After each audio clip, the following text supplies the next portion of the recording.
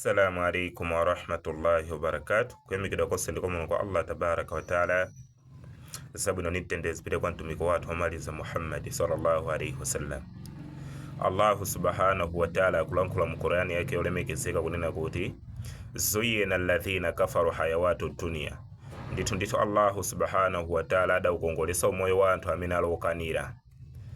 Munthu akuona kunena kuti zinthu zimene Allahu subhanahu wa taala adazilesa, zinthu zimene zili za haramu, ndi zimene zimaoneka kunena kuti ndi zinthu zosangalasa komanso zabwino, zimene munthu ukazichita anthu amakutama kapena kuti anthu amakuchemerera.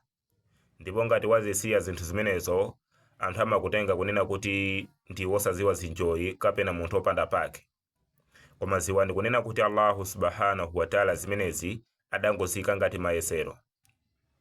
Ndipo ino ndine ndizoyenera kunena kuti tizipewe zinthu zimene Allahu subhanahu wa taala adazipanga haram, zinthu zimene adazilesa. Ndikumapanga zinthu zimene zili zabwino ngakhale kunena kuti ena ake atinene kapena ena ake atinyoze. Koma ziwani kunena kuti mukupanga za sogolo lanu limene inu ndine tingakalipeze kwa Allahu subhanahu wa taala.